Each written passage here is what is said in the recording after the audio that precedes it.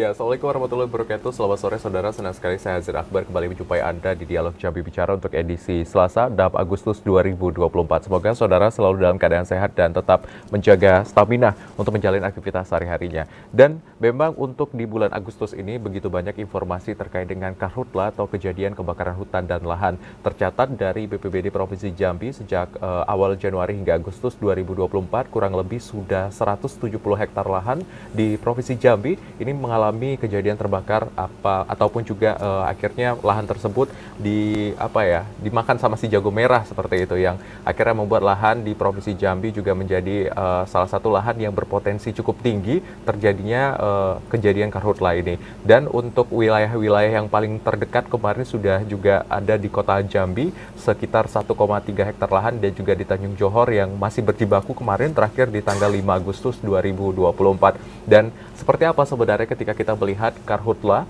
di tahun ini dan memang apa langkah dan strategi yang harus dilakukan sesuai dengan tema kita pada hari ini, waspada karhutla. Saya sudah ditemani dengan dua narasumber kita yang ahli di bidangnya dan akan membahas dengan spesifik seperti apa situasi karhutla yang ada di Provinsi Jambi dan apa yang harusnya dilakukan oleh seluruh elemen baik dari tingkat pemerintah hingga ke masyarakat. Saya akan sapa terlebih dahulu yang pertama. Ini ada Bapak Dr. Ahmad Ridwan SHMH selaku PLT Kalak BPBD Muaro Jambi. Selamat sore Pak Kalak. Selamat sore. Sehat Bapak? Sehat, alhamdulillah sehat. Ya baik, nanti kita akan berbincang seperti apa situasi terkait dengan karhutla yang ada di Muaro Jambi. Siap. Terkhususnya ya Pak ya.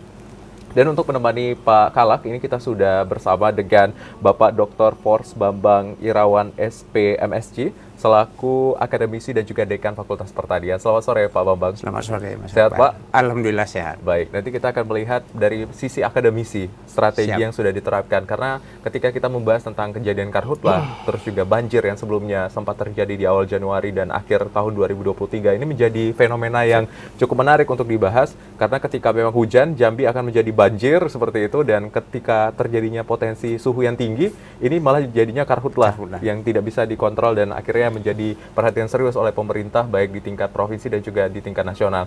Dan untuk saudara serta pemirsa yang ingin bergabung bersama kami langsung saja di 0741663385 atau di 081174333133. Kita akan ke Pak Kalak terlebih dahulu. Ya. Pak, bagaimana melihat situasi karhutla untuk saat ini di Muaro Jambi dan hari ini apakah sudah ada terjadi karhutla kembali? Untuk Kabupaten Muaro Jambi, untuk terakhir kita sudah mendata ada 24 kejadian.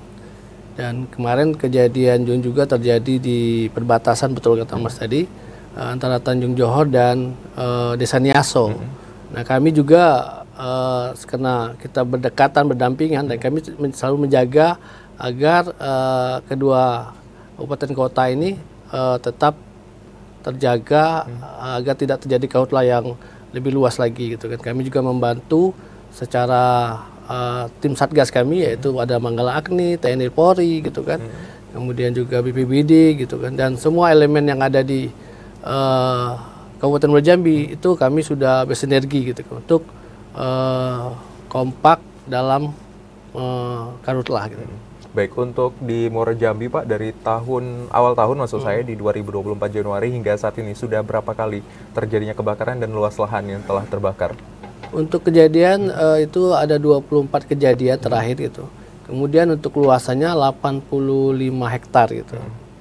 Yang terjadi yang terutama untuk daerah gambut yang ada di daerah Kumpe Ilir, kemudian Taman Rajo, bahkan di Muara Sebo. Itu yang daerah yang selalu kami antisipasi gitu kan. Dan kita secara bersinergi dengan TNI Polri, kemarin juga langsung Pak Dandim, Pak dari Kapolda, dari Danrem itu begitu ada nampak titik hotspot, kami langsung turun ke lapangan. Baik, nanti kita akan perdalam di bagian bagaimana sebenarnya melihat titik hotspot ini dan terpercaya atau tidak dan apa langkah lebih lanjutnya. Kalau per hari ini berarti tidak ada terjadi kebakaran atau ada yang ditanggulangi hari ini Pak? Untuk hari ini kami ada di luar karhutla gitu. Sebenarnya ada tumpukan batu bara di Sungai Gelam. Itu karena ada gesekan Pak, gitu. Ada gesekan, akhirnya memanas dan timbul titik api. Dan ini pun kami sudah berusaha dari hari Jumat kemarin, sudah 5 hari kami memadamkannya, ya untuk secara api tidak mampu.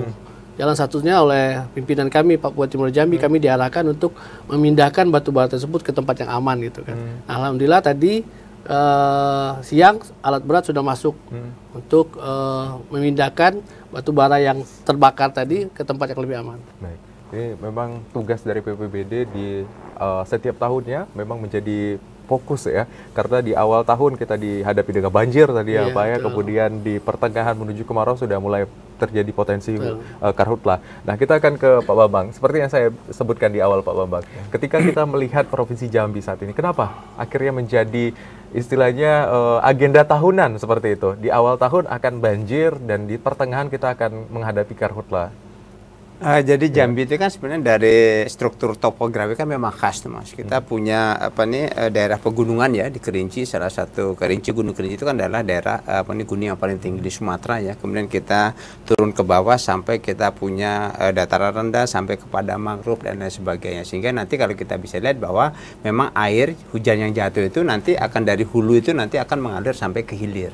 Nah, yang menjadi masalah adalah kenapa ketika musim penghujan misalnya kita selalu menghadapi banjir, kemudian waktu kering kita menghadapi masalah dengan kebakaran hutan dan lahan, karena memang ada banyak fungsi daripada kawasan hutan itu sudah berubah. Di mana tutupan hutan kita itu kan memang punya masalah serius, di mana jumlah tutupan hutan yang bagus itu sudah sangat berkurang dengan sangat signifikan ya dari tahun ke tahun, sehingga akibatnya apa? Ketika hutan itu kan punya fungsi hidrologi dia, mengatur tata air. Ya, sehingga harusnya ketika dia misalnya ada air hujan jatuh, kemudian dia masih memiliki tutupan dia vegetasi hutannya bagus, maka jatuhnya air hujan tadi itu akan terintersep oleh daun, kemudian batang dan lain sebagainya, kemudian nanti akan disimpan atau diserap di dalam sistem perakaran daripada hutan itu sendiri. Dan biasanya pada suatu ekosistem hutan itu tumpukan bahan organik di atas permukaan tanah di bawah vegetasi hutan itu cukup tinggi. Nah, bahan organik itulah yang kemudian juga bisa mampu menyimpan air.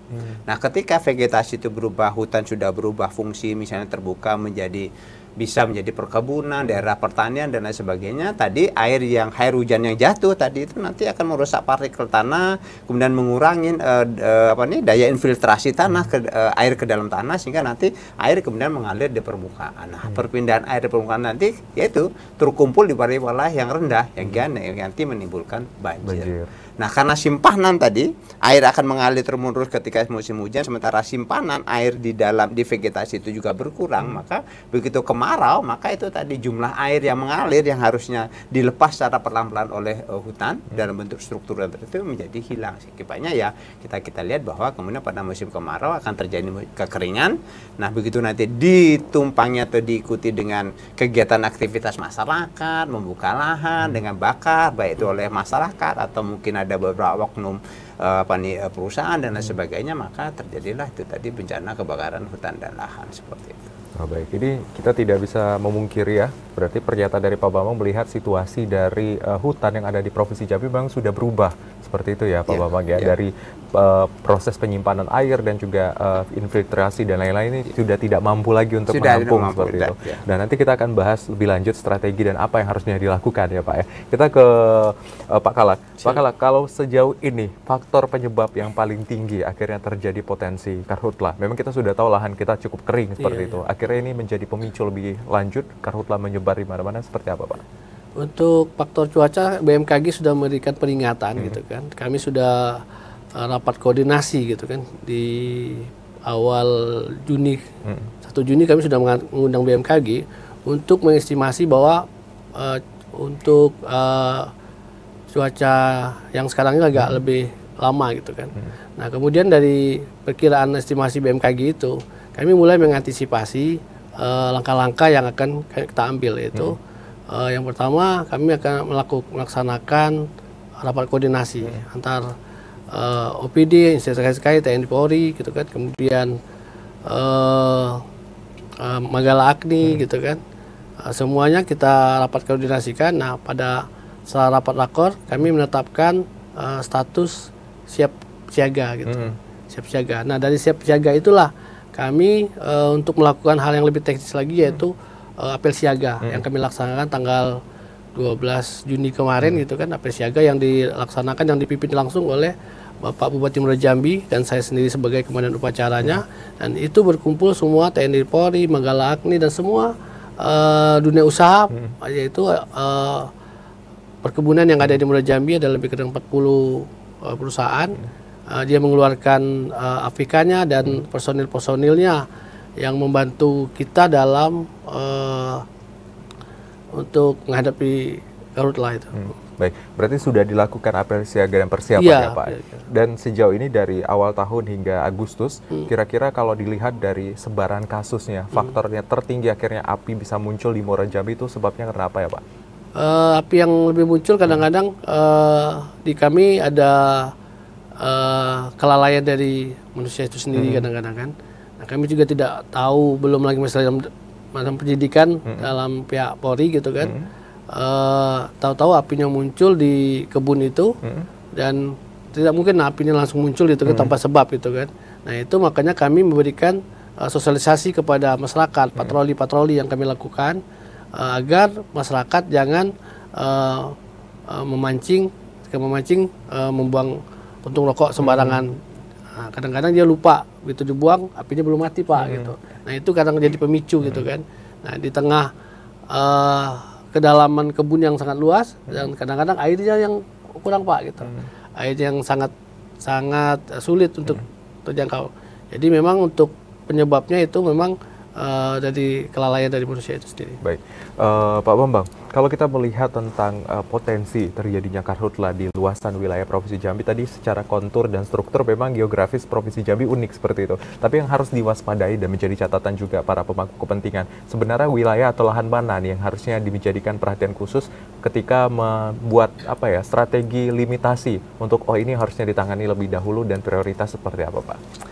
Jadi kalau kita lihat kebakaran itu kan ada dua tipe ya, ada tipe kebakaran permukaan dan juga ada underground, jadi di permukaan tanah. Nah biasanya kebakaran yang paling sulit untuk dikendalikan itu adalah ya tadi kebakaran yang terjadi di bawah permukaan tanah. Itu biasanya nanti terjadi di lahan gambut ya, tanam gambut karena gambut itu kan sebenarnya bahan organik dan bahan organik yang belum terdekomposisi dengan baik sehingga nanti dia sangat mudah untuk terbakar. Nah biasanya nanti api akan menjalar di bawah permukaan tanah. Kecuali dia sulit dikendalikan juga asap yang ditimbulkan juga banyak. Oleh karena itu sebenarnya seharusnya saya yakin BPBD baik yang provinsi maupun Muara Jambi sudah punya petanya. Jadi kalau di Jambi itu pasti wilayah yang rawan itu adalah ya Muara Jambi ya Pak, kemudian nanti di Tanjab Barat, Tanjab Timur ya itu menjadi rawan. Kemudian kalau di tengah di barat itu wilayah itu adalah sekitar Tebo. Jadi ada perbatasan dengan Bukit 30. Itu adalah menjadi salah satu wilayah juga karena biasanya itu adalah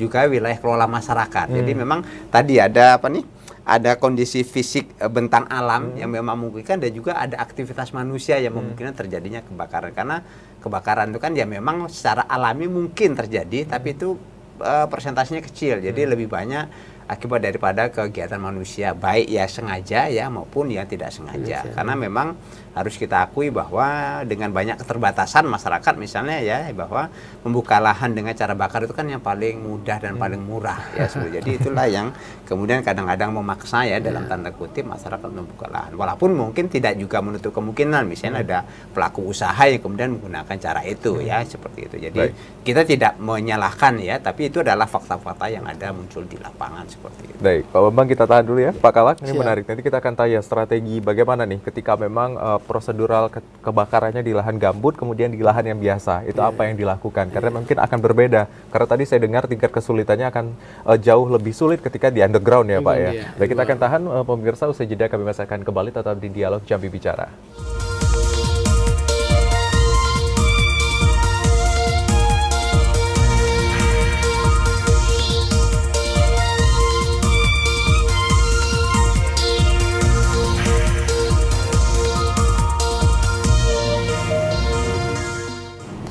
Ya, terima kasih saudara Anda kembali menyaksikan Dialog Jambi Bicara dan pembahasan kita terkait dengan waspada karhutla. Tadi kita sudah bahas di segmen pertama sebenarnya bagaimana situasi kebakaran hutan dan lahan di Provinsi Jambi khususnya di Muara Jambi dan juga ternyata ada fakta menarik yang sudah kita sama-sama lihat dari penelitian yang disaksikan oleh Pak Bambang. Ini memang ada luasan yang lahan yang harusnya menjadi tempat untuk bernaungnya air, kemudian difiltrasi dan lain-lain ini sudah tidak mampu seperti itu. Akhirnya memang ketika panas akan terjadi karhutla dan memang ketika hujan akan menjadi banjir seperti itu. Nah, kita akan lanjutkan. Tadi di segmen sebelumnya Pak Bambang menyampaikan ada potensi yang cukup besar ketika terjadi kebakaran hutan ini, Pak Kalak, di lahan gambut.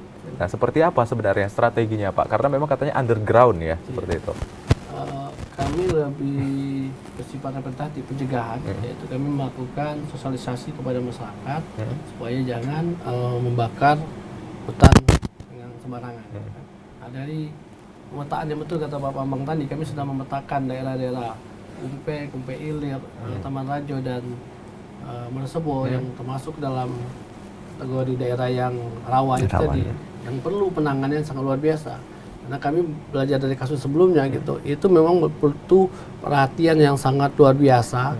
Karena untuk memadamkan api di daerah rawa ya, kita membutuhkan energi yang sangat luar biasa. Yaitu kita butuh sarana prasarana yang lengkap, kita perlu personil yang sudah siap dengan tantangan menghadapi jauhnya tempat kejadian ya Pak Bambang ya. Itu jauh daripada air gitu kan. Nah, oleh karena itu ketika kejadian kebakaran yang rawa tadi gitu kan, itu tidak hanya di atasnya aja yang kita padamkan, tapi kita gali lagi ke dalam, memang harus kita pastikan bahwa api memang benar mati, baru kita kondisi aman. Baik, karena memang harus dilihat sampai berapa, biasanya kalau terjadi kebakaran di lahan gambut itu sampai berapa meter di dalam? Kalau yang paling dalam itu sampai 6 meter gitu kan, kemudian yang kita paling-paling 3 meter itu sudah ini. Sudah apinya sudah mulai padam seperti itu ya Pak. Jadi memang cukup dalam ya Pak Bambang ya ketika memang terjadi kebakaran di lahan yang gambut ya. Nah, ini saya menarik nih. Masyarakat Jambi beberapa mencuitkan di Citizen, kemudian juga di Instagram, media sosial dan lain-lain. Ini menyatakan bahwa Jambi katanya lebih panas dibandingkan biasanya. Apakah benar Pak? Apakah iklim cuaca di dunia saat ini sedang berubah dan juga berpengaruh Pak Bambang? Jadi sekarang kan sudah diskusi panjang ya, ketika misalnya salah satunya bahwa kita memahami adanya tren jadinya pemanasan global. Jadi memang ada indikasi terjadinya peningkatan suhu rata-rata bumi. Ya. Jadi rata-rata bumi itu terjadi peningkatan. Rata-rata itu kalau kita lihat dari awal revolusi industri itu berada di sekitar 0,7 sampai 0,9 rata-rata. Dari rata-rata suhu rata-rata ketika di awal revolusi industri ya, karena yang kita sebut dengan sebenarnya gini, secara alamiah sebenarnya bumi ini memang terjadi perubahan ya, suhu itu berubah naik turun dan lain sebagainya seperti itu terjadi secara alamiah. Hanya kemudian masalahnya adalah ketika revolusi industri mulai, ketika emisi karbon itu akibat industri terjadi sedemikian rupa, maka terjadi tadi bahwa ada pengaruh manusia terhadap perubahan iklim itu sendiri, sehingga tadi ada indikasi ada perubahan yang steady terus menerus terhadap peningkatan daripada suhu bumi. Oleh karena itu ketika Paris Agreement kan sudah disepakati bahwa negara-negara dunia sepakat untuk mencoba untuk menurunkan jangan sampai peningkatan suhu itu berada di atas 2 derajat seperti itu. Nah, itu tidak hanya terjadi di Jambi, dan itu kalau dari kita lihat dari fakta-fakta yang ada memang terjadi demikian. Jadi terjadi peningkatan suhu secara rata-rata, kemudian juga yang menjadi masalah lain adalah terjadinya perubahan pola curah hujan. Ya. Kalau data di kita di Indonesia misalnya, kalau kita lihat data rata-rata tahunan itu sebenarnya kalau jumlah curah hujan tahunan itu tidak terjadi pergeseran yang terlalu signifikan. Hanya tadi perubahan pada musim-musim tertentu terjadi perubahan itu yang kemudian menjadi masalah. Kemudian nanti ada kalau kita pengaruh El Nino ya, terutama di mana kita akan mengalami bulan-bulan di mana curah hujannya lebih rendah, itu yang kemudian menjadi masalah yang terkait dengan karhutla. Itu yang berikut. Nah, itu kemarin saya juga ada kunjungan di beberapa negara Eropa ya, kita ke Rumania dan mereka sudah clear itu mendiskusikan. Kalau di beberapa negara Eropa mereka tidak hanya terjadi perubahan kepada pola curah hujan, tapi jumlah hari hujan dan juga curah hujan yang mereka terima itu sudah terjadi penurunan secara signifikan. Seperti itu. Baik, berarti memang tidak dipungkiri memang saat ini peningkatan suhu memang terjadi ya. Sehingga pergeseran-pergeseran lainnya juga berpengaruh ya Pak ya. Nah, kita ke Pak Kalak. Pak Kalak, kalau sejauh ini yang dilakukan kolaborasi untuk memantau titik api dan strateginya seperti apa, Pak? Nah, kita untuk kolaborasi kita kemarin sudah provinsi, itu ada BPBD provinsi, Danrem dan Polda Jambi sudah melaksanakan rapat koordinasi, Pak. Nah, pusat daripada posko komando kita itu berada di Korem 042 Garuda Putih. Nah, di sana kita telah melakukan rapat koordinasi itu dari seprovinsi Jambi, Pak, kabupaten kota. Dan di sana adalah di situ dapat ditentukan ketika ada muncul titik api, nah itu akan dikasih tahu ke opini terkait TNI Polri gitu. Di sini ya maaf kami ini helikopter kasus. Ketika ada titik api di Kumpe Ulu, khususnya di Desa Talanduku waktu itu. Nah, malam-malam Pak Deskrimsus langsung turun ke lapangan gitu kan. Saya juga waktu itu jam 1 malam, Pak, gitu. Karena mengantisipasi jangan sampai titik api yang ada berkembang lebih besar. Karena kalau sudah siang kan pengaruh cuaca, pengaruh angin, itu lebih besar lagi, Pak. Maka kami di Satgas Karhutla ini ya on time 24 jam gitu. Baik. Berarti memang memantau ya. sedemikian rupa sehingga ketika memang ada laporan dari masyarakat, kemudian ada titik-titik api yang terpantau, seperti langsung, itu akan langsung ditindaklanjuti. Nah, untuk strateginya, ini tadi kan kita tahu bahwa saat ini hujan sudah mulai tidak turun seperti itu. Kemudian juga kalaupun kita melihat danau-danau dan lain ini sudah tak ada hujan seperti itu. Tidak ada hujan, danau kering seperti itu. Nah, ini bagaimana untuk akses air? Apakah ada embung dan bagaimana strategi untuk mendapatkan air ketika terjadinya kebakaran, Pak? Ya, untuk di awal-awal kemarin kami khususnya Provinsi Jambi gitu kan dengan bekerjasama dengan TNI gitu kan telah melakukan 10 hari, Pak. TMC hujan buatan waktu itu di awal Juli kemarin gitu kan 10 hari. Tapi setelah itu kami menyiapkan pusat-pusat ini, Pak, air-air yang ada di daerah-daerah ini khususnya yang embung-embung tadi itu kan. Kami kemarin sudah memeriksa sesuai dengan hasil rapat koordinasi kemarin. Kami melaksanakan pemeriksaan APK, Pak, alat pemadam kebakaran. Kemarin kami telah melakukan di Kecamatan Sungai Gelam, ada 4 perusahaan yang kami langsung terjun ke perusahaan itu. Dan memang perusahaan itu sudah siap dengan menaranya, siap dengan embungnya, siap dengan personil dari pemadam kebakarannya, siap baju-baju anti panasnya gitu kan, kemudian mesin airnya gitu. So, kami periksa semua, Pak, gitu. Nah, itu di Kecamatan Sungai Gelam dan kemarin juga Kumpe Ulu. Kemudian kemarin lagi kami melaksanakan di Kecamatan Sekenan. Bahkan kami simulasikan lagi bagaimana ketika terjadi kebakaran. Nah, mereka perusahaan-perusahaan yang ada di Muara Jambi khususnya itu untuk mengantisipasi jangan terjadi kebakaran hutan yang lebih luas sudah siap untuk menangani hal. Baik, berarti untuk sarana prasarana sejauh ini sudah dilakukan pengecekan secara berkala juga. Karena untuk mengantisipasi jangka musim kemarau yang diprediksi tadi di awal bahwa menyampaikan sampai November kurang lebih dari BMKG ini sendiri. Dan ketika kita melihat ya Pak Bambang, strategi yang dikeluarkan dan lain-lain ini kan menjadi agenda tahunan. Dari 2015 merupakan puncak karhutla yang cukup parah, menjadi catatan dari seluruh provinsi dan jadi nasional juga. Kemudian 2017-18 ya kalau tidak salah, 18 menjadi juga target perbincangan bagaimana strategi penanggulangan. Kalau kita berkaca dari terjadinya karhutla yang sudah-sudah, apakah strategi yang diterapkan hingga saat ini sudah efektif atau tidak, Pak? Jadi kalau kita harus memberikan apresiasi ya Mas kepada dan Satgas dan lain sebagainya, Satgas Karhutla kita bahwa kita memang sampai saat ini ya dari beberapa tahun terakhir ya cukup memberikan peran yang signifikan dalam upaya pencegahan karhutla ya. Karena kalau kita lihat, kalau kita belajar ini kan kita rasanya sudah ada sebulan lebih ya tidak ada hujan, tapi sampai hari ini kan hanya baru ya kita katakan ya baru mungkin ratusan lah ya hektar lahan yang terbakar ya. Jadi menurut saya ini adalah salah satu hasil atau hasil daripada kerja Satgas yang secara luar biasa untuk mencoba mencegah daripada karhutla ini. Tapi menurut saya memang harus ada strategi jangka panjang ya yang kita harapkan bisa menjadi solusi permanen dan bagaimana kita mencoba untuk kebakaran hutan dan lahan ini tidak terjadi lagi di Provinsi Jambi khususnya. Jadi yang kita dorong sebenarnya adalah memang kita tidak. Jadi upaya pemadaman Satgas dan lain sebagainya kan menjadi salah satu upaya yang bisa dilakukan. Nah, upaya yang lain dilakukan adalah memang kita harus menjadikan budaya masyarakat dan juga tadi bagaimana kita harus bisa mengupayakan terjadinya pemberdayaan dan juga peningkatan kapasitas masyarakat, termasuk kapasitas dalam ekonomi, misalnya dalam kemampuan membuka lahan, kemudian kapasitas kompetensi dan juga pengetahuan masyarakat dan sebagainya. Jadi harusnya sih memang pemerintah daerah tadi kita sudah punya wilayah-wilayah yang rawan karhutlah ya, kita sudah dapatkan wilayah itu termasuk desa-desanya. Nah, harusnya desa-desa itulah yang kemudian menjadi objek atau lokasi daripada pembangunan itu sendiri. Sehingga nanti karhutlah itu menjadi frameworknya saja, tapi sebenarnya agenda utamanya adalah bagaimana kita memberdayakan, meningkatkan kapasitas dan meningkatkan kesejahteraan masyarakat yang berada di desa-desa berada di sekitar karhutlah. Nah, saya percaya kalau nanti ekonomi masyarakat sudah baik, ya, kemudian kemampuan literasi masyarakat juga baik, kompetensinya baik, pemahaman terhadap bencana bahaya karhutlah juga baik. Saya yakin itu secara otomatis dalam jangka panjang nanti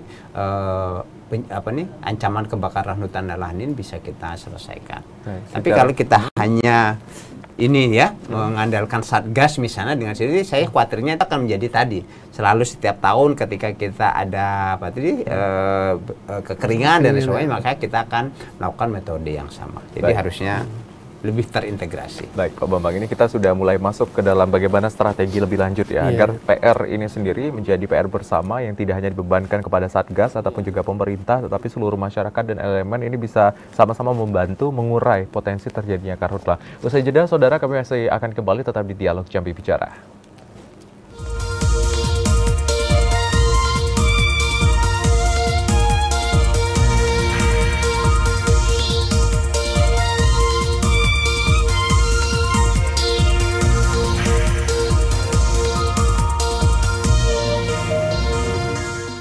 Ya, terima kasih saudara, Anda kembali menyaksikan Dialog Jambi Bicara dan pembahasan kita masih terkait dengan waspada karhutlah. Dan saudara, jika ingin bergabung dan juga langsung berbincang dengan narasumber kita pada hari ini, langsung saja di 0741-66385 atau di 0811-743-3133 dan mungkin ada pertanyaan atau rekomendasi yang ingin disampaikan langsung. Dan kita lanjutkan, Pak Bambang dan Pak Kalak. Tadi kita sudah mendengar bahwa memang Pak Bambang ini membahas tentang bagaimana SDM ataupun juga sumber daya manusia ini menjadi salah satu poin penting yang harus diterapkan. Tapi kita akan tahan dulu, sepertinya sudah ada penelpon, kita akan angkat terlebih dahulu. Halo, assalamualaikum, selamat sore. Waalaikumsalam warahmatullahi wabarakatuh. Waalaikumsalam. Aden Akbar, Baik. Mansuri. Baik, ini Pak Yudi di Teladai. Ya, terima kasih. Baik, silakan Pak Yudi. Ya, saya sapa, mohon waktu sebentar Bung Adet, masih Siap. panjang nih waktunya, mohon maaf. Saya berikan ruang sedikit saja bahwa Bapak narasumber di TVRI, di TVRI yang saya hormati, salam sehat semua untuk kita. Berdasarkan informasi dari Badan Lingkungan Hidup Kota Jambi, cuaca di Kota Jambi ini udara sudah 50 mikrogram per meter kubik atau lebih sedang udaranya. Jadi ini diharapkan tidak meningkat. Sudah 100 gawat. Inilah upaya kita supaya jangan meningkat. Nah, karhutlah ini kesannya masalahnya klasik lah. Kemarin juga sudah karhutlah, hari ini karhutlah lagi. Terusnya harus karhutlah membahas. Ya, kita anggap setiap tahun kita berulang tahun lah. Berulang tahun karhutlah. Nah, itu yang terjadi. Kita peringati terus. Nah, dari data 2024 saja pemerintah mendata bahwa 180 hektar terbakar. IKK Warsi yang punya potret, mempunyai alat, menyatakan 300 hektar terbakar termasuk gambut. Bingung masyarakat mana yang benar.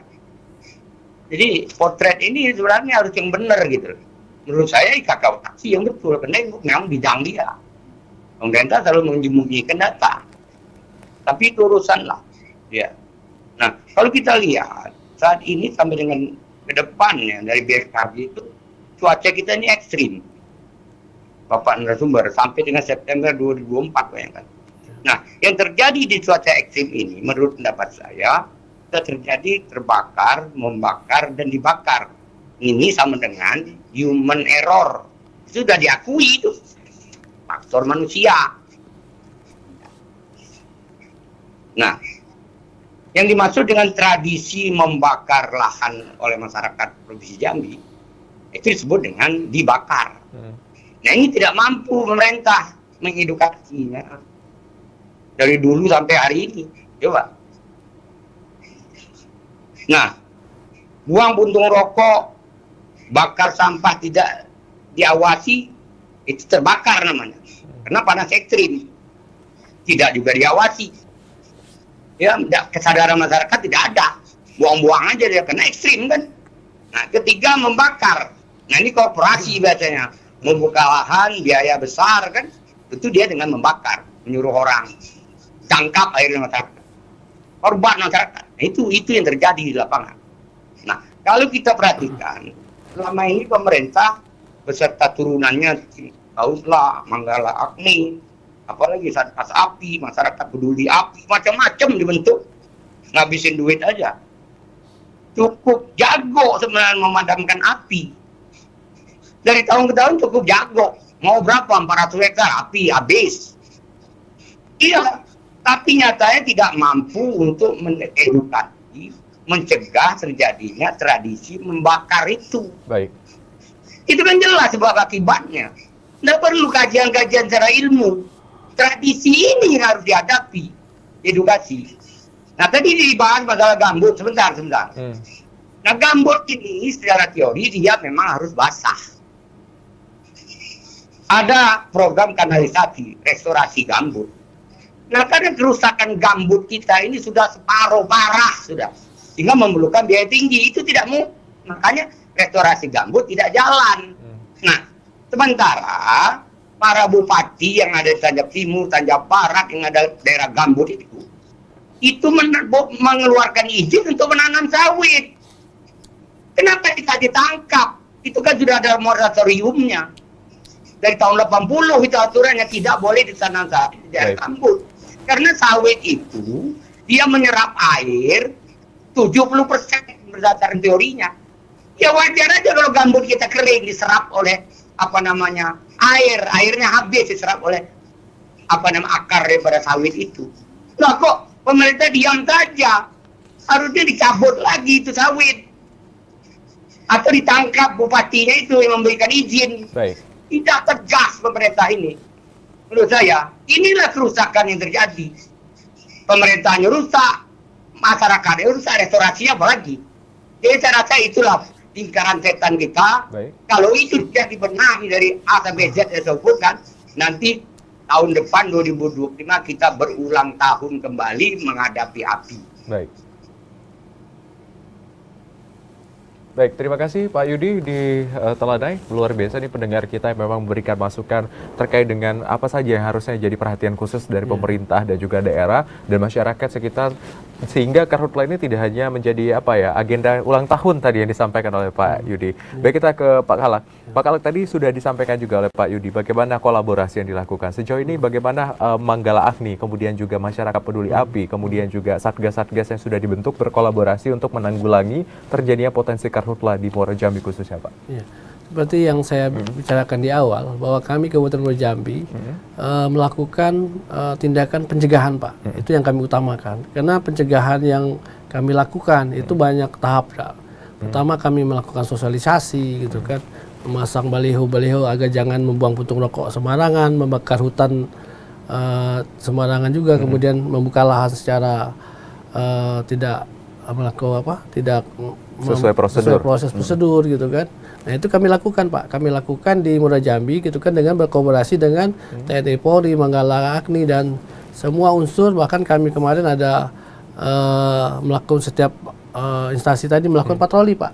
Patroli tidak hanya patroli memantau titik api, tapi kami datang ke masyarakat, ke kebun-kebun masyarakat itu mensosialisasikan bahayanya Karhutla ini. Tadi yang dibilang sama Pak Dokter juga tadi, bahwa ini juga akan berdampak pada ekonomi ya, Pak ya. Bahkan kalau sehingga kejadian Karhutla yang lebih parah kemarin, bahkan bandara kita ditutup, efek-efek itulah yang menjadi perhatian dari masyarakat agar mereka sadar. Kesadaran itu yang kita tanamkan di masyarakat agar khususnya Muara Jambi dan Provinsi Jambi bebas dari asap. Baik, berarti memang strategi yang diterapkan sejauh ini adalah model preventif, sehingga memang tidak terjadi efek yang lebih luas seperti itu. Dan masyarakat juga sudah mulai sadar bahwa dampak yang mungkin muncul akan berpengaruh signifikan terhadap pertumbuhan ekonomi. Kita ke Pak Bambang.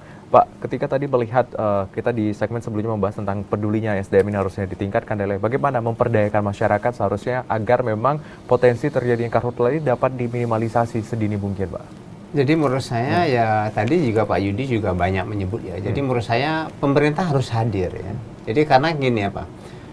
Masyarakat tuh kadang-kadang dia tidak punya pilihan ya, ketika mereka harus membuka lahan karena mereka mau nanam dan lain sebagainya, dan mereka tidak punya sumber daya, tidak punya teknologi, tidak punya alat, dan tidak punya sumber daya untuk membuka lahan. Akhirnya pilihannya adalah misalnya adalah bakar seperti itu. Tapi kalau kita lihat sebenarnya perilaku atau kebiasaan masyarakat sudah jauh lah berkurang kalau dibandingkan sekarang ya. Misalnya kita lihat data yang tadi saya terima dari BMKG, misalnya untuk kemarin misalnya itu hari ini ya, menurut saya itu ditemukan hanya sekitar 18 titik api itu di seluruh Jambi. Itu pun 3 itu adalah yang punya perusahaan minyak, artinya kan ya sekitar 15. Untuk seluruh wilayah Jambi itu kan termasuk angka yang sedikit. Artinya memang sebenarnya sudah terjadi perubahan itu. Hanya masalahnya adalah yang kita khawatirkan adalah akhirnya kegiatan ekonomi masyarakat itu tidak berjalan dengan baik karena mereka itu tidak punya kemampuan untuk membuka lahan dengan cara selain bakar tadi. Maka harusnya pemerintah hadir di situ, memfasilitasi masyarakat bagaimana mereka bisa membuka lahan sehingga kegiatan ekonomi tetap bisa berjalan tanpa harus mengorbankan atau lahan yang dibakar tadi. Itu yang dilakukan. Kemudian kalau masalah edukasi, saya setuju bahwa ada edukasi dalam, tapi kan edukasi itu tidak cukup ya, bahwa mereka tahu tapi tidak mampu kan juga sulit kan. Jadi menurut saya itu yang harus ada kehadiran pemerintah. Dan tadi yang saya katakan tidak hanya pemerintah, harusnya dengan misalnya dengan perusahaan mulai dana CSR dan sebagainya harusnya tersinergi sedemikian. Baik. Jadi ini menarik nih, ketika kita membahas tentang perusahaan dan izin dan lain-lain, apakah memang di Provinsi Jambi sudah menerapkan green economic seperti itu Pak, terkait dengan bagaimana perusahaan diberikan izin untuk berinvestasi tetapi juga tetap menjaga kualitas dari lahan yang ada? Kalau dari aspek regulasi sebenarnya pemerintah kita kan sudah cukup banyak ya. Misalnya izin perusahaan, misalnya HTI misalnya, hutan tanaman industri. Mereka juga punya kewajiban-kewajiban terhadap lingkungan. Mereka harus punya kawasan konservasi, kawasan lindung, kemudian untuk tanaman penghidupan dan lain sebagainya. Seperti itu sebenarnya juga sudah ada. Kemudian untuk perkebunan kelapa sawit ya, walaupun dari aspek regulasi tidak terlalu kuat ya, tetapi mereka juga ada namanya skema RSPO, ISPO ya, dan lain sebagainya. Itu juga di dalamnya juga ada mewajibkan daripada kewajiban-kewajiban untuk mengelola lingkungan dengan bagus dan lain sebagainya seperti itu. Jadi menurut dari aspek demikian juga aspek-aspek itu sudah dilakukan oleh pemerintah maupun di regulasi bagi pemerintah. Walaupun harus kita akui ya, memang tidak ada kegiatan usaha yang kemudian tidak berdampak. Dan itu kan kadang-kadang kita diskusi misalnya kelapa sawit, apakah kemudian kelapa sawit memberikan dampak jelek atau terhadap lingkungan? Ya di dalam beberapa aspek demikian. Tapi secara ekonomi kita juga perlu, karena sebagian besar ekonomi kita juga misalnya terdorong atau meningkat karena adanya tadi misalnya industri kelapa sawit. Jadi yang perlu kita lakukan adalah bagaimana kita investasi tadi bisa meningkatkan ekonomi dengan meminimalkan dampak terhadap lingkungan. Itu yang harus kita lakukan. Maka green economy ini kan harusnya di situ kan. Karena sektor kita ini kan sektor agraria, beda dengan negara-negara industri, negara maju. Karena negara maju itu mereka jauh lebih mudah, bukan lebih mudah ya, lebih tegas gitu. Jadi mereka merubah teknologi, emisinya rendah, maka kita menurun. Kalau kita berbasis lahan itu apapun yang kita lakukan itu memang memberikan dampak terhadap lingkungan secara langsung ya. Jadi makanya tadi keseimbangan tadi yang harus kita cari antara aspek ekonomi, dampak ekonomi juga dampak ekologi, itu yang harus kita seimbangkan. Baik, berarti memang mau tidak mau nih sudah harus perhatian pemerintah sudah harus lebih serius lagi ya Pak untuk mengembangkan sumber daya manusia, kemudian juga izin yang harus diiringi dengan dampak lingkungan yang harus diminimalisasi. Kita ke Pak Kalak. Pak, ketika kita melihat saat ini cuaca sudah mulai kering dan apakah ada tindak lanjut terkait dengan mungkin teknologi modifikasi cuaca atau hal-hal lainnya untuk mengantisipasi terjadinya perluasan dari karhutlah ini? Ya. Untuk modifikasi cuaca itu, alhamdulillah besok kami akan bekerja sama dengan BRIN dan Dirjen Perkebunan Pak gitu. Untuk pertama di Jambi gitu kan akan melakukan modifikasi cuaca itu. Kalau biasanya kita pakai pesawat Hercules yang butuh dana yang besar gitu kan. Nah, sekarang ada modifikasi dari BRIN, dia akan memakai drone, Pak.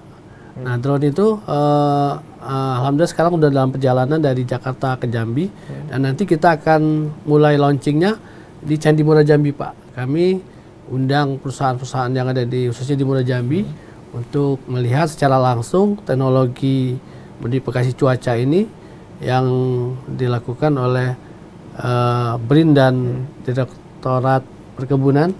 Dan kami dari Pemda Muara Jambi sangat terima kasih dengan hadirnya modifikasi cuaca yang merupakan drone ini, dan kami akan menyambut baik pada tanggal Kamis besok di Candi Muara Jambi, Pak. Baik, berarti sekarang sudah ada istilah model terbaru ya, dibandingkan mungkin pemerintah sudah mulai menghadirkan teknologi yang tidak hanya menghadirkan pesawat Hercules atau pesawat tertentu atau helikopter untuk memodifikasi cuaca. Sekarang sudah dengan kapal tanpa awak ya, atau nirwan. Tanpa awak drone. Baik, atau si drone ini untuk memudahkan penyebaran dari awan tadi, garam dan juga awan. Baik, ketika kita melihat situasi saat ini ya Pak Bambang, apakah memang strategi-strategi yang diterapkan untuk sementara waktu mengatasi karhutla ini sudah lebih baik TMJ atau memang ada strategi lainnya Pak Bambang? Kalau dari aspek pencegahan yang melalui Satgas menurut saya sudah banyak kemajuan ya. Kita harus apresiasi itu ya. Tapi menurut saya tadi masih harus ada dukungan yang lebih kuat lah. Jadi kita sebenarnya ketika kebakaran tahun 2015, kemudian tahun 2016 kita sudah tawarkan kepada pemerintah daerah ya strategi komprehensif dan integrasi bagaimana kita mencoba untuk mencari solusi permanen pencegahan karhutla ini. Poin yang paling penting menurut saya adalah pemberdayaan masyarakat desa di sekitar kawasan hutan yang rawan karhutla.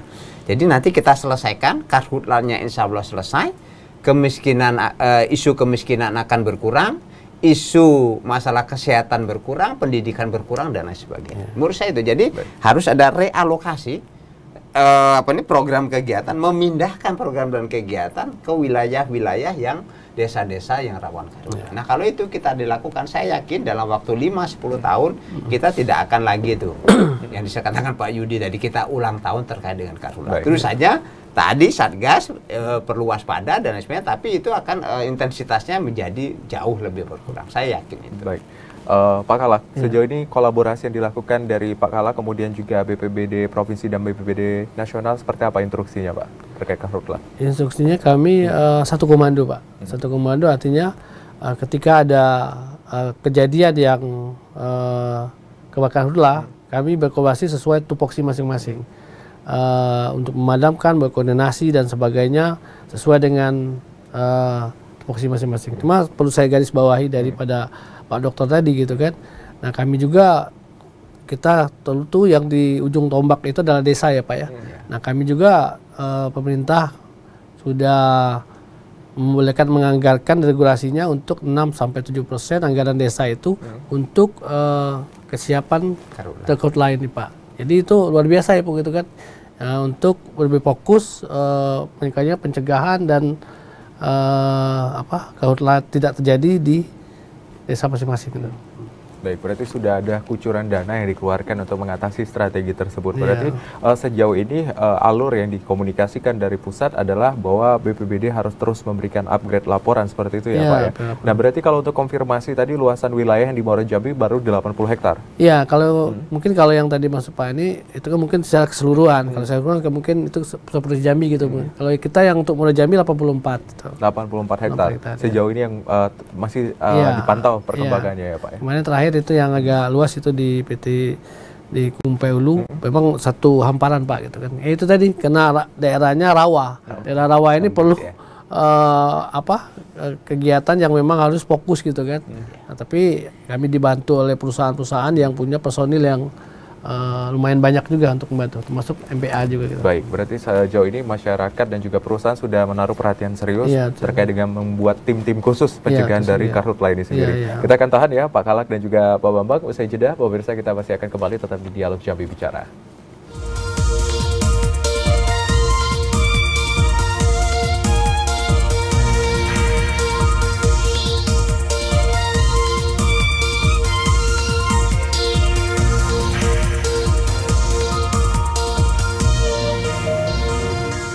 Ya, terima kasih saudara, Anda kembali menyaksikan Dialog Jambi Bicara dan tidak terasa pembahasan kita terkait dengan waspada karhutla sudah berada di segmen terakhir yang artinya kita akan mendengarkan closing statement atau penyampaian atau himbauan dan rekomendasi dari dua narasumber kita pada hari ini. Yang pertama saya persilakan Pak Kalak, apa yang ingin disampaikan kepada masyarakat atau penonton dan juga perusahaan tertentu? Kami mengimbau khususnya warga Muara Jambi yang kita merupakan penyangga dari kota Jambi gitu kan. untuk kita sadar bahwa dengan adanya karhutlah akan berdampak kepada ekonomi kita. Untuk itu kami berharap kepada semua elemen masyarakat untuk tidak membakar sampah sembarangan dan membuang puntung rokok sembarangan. Kemudian yang kedua adalah kami menghimbau kepada seluruh perusahaan yang ada di Kabupaten Muara Jambi untuk bekerja sama untuk saling membantu ketika ada kebakaran. Ketika ada kebakaran di tempat A, yang B juga membantu, dan dengan adanya saling membantu bergotong royong kita sama-sama, saya yakin dan percaya bahwa di Provinsi Jambi, khususnya di Muara Jambi, kita akan bebas dari asap. Baik, harus ada kolaborasi yang dilakukan ya. Baik, terima kasih Pak Kalak atas informasi dan juga himbauan yang diberikan. Dari Pak Bambang, mungkin ada yang ingin disampaikan kepada pemerintah, rekomendasi ataupun juga masyarakat. Terima kasih. Jadi kalau saya memang bahwa saya percaya bahwa kita harus mencari solusi permanen karhutlah ya. Tidak hanya di Jambi tapi juga di Indonesia. Nah, saya juga percaya bahwa solusi permanen karhutlah itu tidak mungkin hanya dilakukan bisa dilaksanakan oleh satu pihak, harus multi pihak, banyak pihak, dan juga tidak mungkin hanya satu action saja. Jadi harus ada multi action. Oleh karena itu menurut saya poin yang paling penting adalah selain tadi ada satgas, ada patroli dan sebagainya, kegiatan pemberdayaan masyarakat, penyadartahuan masyarakat itu harus kita lakukan. Seperti itu. Kemudian harus ada juga perbaikan tata kelola kawasan hutan, ya kawasan termasuk kawasan hutan ya, di mana kawasan-kawasan yang tidak tadi dalam tanda kutip belum ada pengelola harus kita tegaskan pengelolanya siapa dan ada aktivitas di lapangan. Kemudian yang berikutnya adalah harus adanya kegiatan-kegiatan perbaikan restorasi kawasan ya, penanaman, restorasi dan juga perbaikan tata kelola termasuk tata kelola. Baik, terima kasih banyak Pak Bambang, kemudian Pak Kalak juga sudah hadir pada hari ini di Dialog Jambi Bicara, dan pembahasan kita tadi saudara terkait dengan waspada karhutlah memang menjadi fokus penting sehingga memang karhutlah ini dapat diminimalisasi sedini mungkin. Seluruh lapisan elemen masyarakat mulai dari pemerintah, kemudian masyarakat dan juga unsur-unsur terkait baik perusahaan yang bergerak di bidang perkebunan dan juga perusahaan di bidang tertentu yang menggunakan lahan ini sudah harus mulai sadar dan meningkatkan kewaspadaan terkait dengan potensi munculnya karhutlah di wilayah-wilayah tertentu, apalagi di lahan yang memang potensinya cukup tinggi seperti di gambut. Saudara, demikian pembahasan kita pada hari ini. Sampai jumpa, dan saya Hazir Akbar, wakil kerabat kerja yang bertugas, pamit undur diri. Wassalamualaikum warahmatullahi wabarakatuh dan sampai jumpa.